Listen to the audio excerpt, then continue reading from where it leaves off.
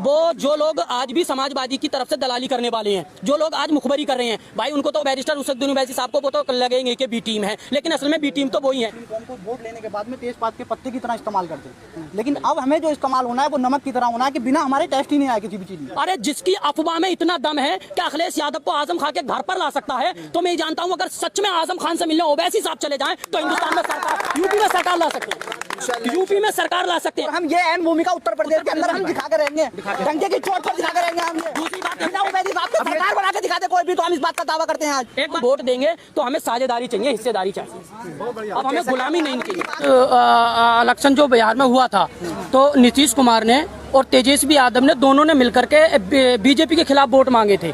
नीतीश कुमार ने चीख कर कहा था कि बीजेपी को अगर रोकना है तो नीतीश कुमार को और तेजस्वी यादव को वोट देना है, और दोनों ने मिलकर के सरकार बनाई। लेकिन ओवैसी साहब जब पिछले इलेक्शन में वहां पर गए थे तो ओवैसी साहब ने कहा था अपनी स्पीच में खुद कि आप ये देख लीजिएगा, आप ये जब नीतीश कुमार जीत करके आएगा तो उसके आने के बाद में कुछ ही दिनों बाद ये एनडीए की गोद में बैठ जाएगा जाकर के, और वैसे ही हुआ। थोड़े दिन वहां पर सरकार बनाई, तेजस्वी यादव को उप मुख्यमंत्री बनाया, और उसके बाद में नीतीश कुमार ने जाकर के बीजेपी के साथ में सरकार चलाई और पूरे 5 साल फिर उसको सरकार को चलाया।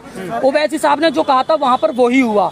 हमने वहां के लोगों ने ओवैसी साहब की बात को अगर पहले ही फॉलो करते तो वहां पर नीतीश कुमार की जगह पर वो तेजस्वी यादव को बनाते और ओवैसी साहब की कुछ सीटें ला करके अगले इलेक्शन में वो ओवैसी साहब को शामिल करते, ना कि नीतीश कुमार को। लेकिन वहां पर ये हुआ।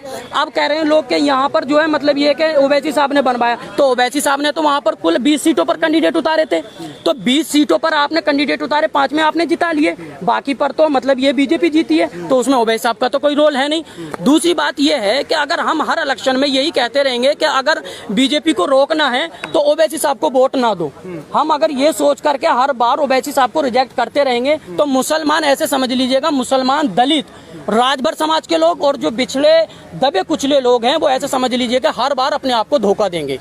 हम लोगों को अगर मुत्तहिद होना है तो जैसे ओवैसी साहब ने अभी बहराइच में आए थे, उन्होंने कहा था MY फैक्टर नहीं चलेगा, अब जो यूपी में फैक्टर चलेगा वो A to Z फैक्टर चलेगा।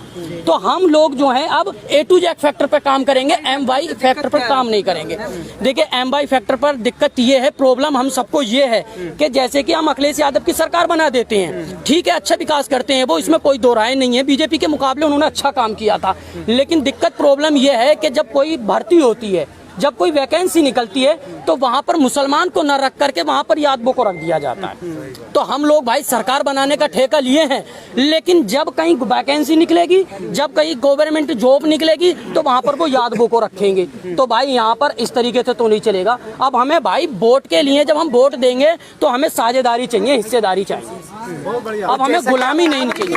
अब बराबरी की बात हो, एक बात हो, जैसे आप लोग कह रहे हैं हमारी यूपी में कितनी सारी मॉब लैंचिंग होती है, माँ बेटियों के साथ में कैसे कैसे गलत उपयोग होता है।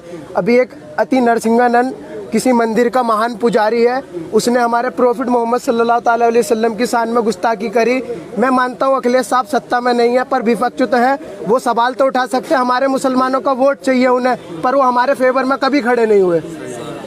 अगर खड़े हुए तो आप, मैं मीडिया वालों से सवाल करता हूं कि आप बताएं हमें, एक बात हो, कभी वो खड़े हुए हो तो। आजम खान साहब समाजवादी के गद्दावर लीडर हैं और सब लोग उनको मानते हैं कि बहुत ही गद्दावर लीडर हैं, और उन्होंने रामपुर में यूनिवर्सिटी भी बनाई, मुसलमान उसके की भी तारीफ करते हैं। लेकिन हमने ये देखा जिस वक्त से माननीय आजम खान साहब जेल में, तो ना ही तो मुलायम सिंह ने कुछ कहा, ना ही अखिलेश यादव ने कुछ कहा, नहीं उनकी पार्टी के रामगोपाल साहब ने कुछ कहा, नहीं शिवपाल यादव, किसी भी समाजवादी के लीडर ने उनके बारे में कुछ नहीं कहा। एक कुछ दिन पहले एक अफवाह उड़ी थी सिर्फ ओनली फॉर, और वो भी झूठी खबर थी कि माननीय सांसद बैरिस्टर असदुद्दीन साहब आजम खान साहब से मुलाकात करेंगे रामपुर में आने के बाद में। दूसरे दिन ही हमने ये देखा और सब लोगों ने ये देखा कि गाड़ियों पर गाड़ियां, अखिलेश यादव को भी रामपुर आना पड़ा और कांग्रेस के लीडरों को भी आना पड़ा, और ऐसा कोई नेता नहीं था जो समाजवादी का वहां पर आजम खान साहब के यहाँ पर नहीं पहुंच गया था।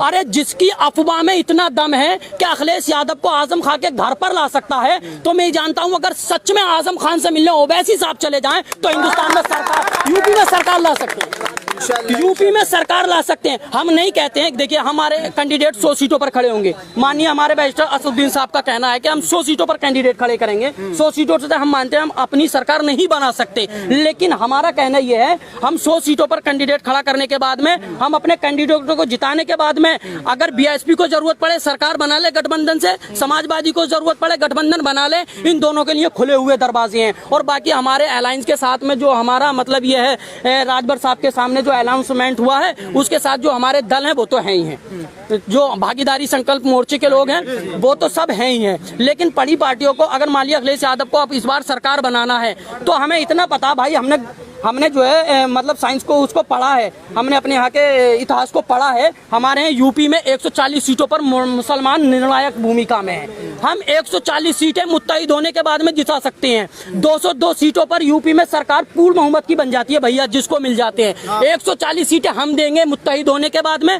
भैया, 60 सीटें आप लेकर के आ जाओ, जिसे हिम्मत हो वो सरकार बना लो साथ में आकर के। हमारा तो भाई इतना है। ओवैसी साहब ने कहा 100 सीटें हम देंगे और बची 60 सीटें ये चाहे बीएसपी लेकर के आ जाए या समाजवादी लेकर के आए, बेहतर होगा कि मानिए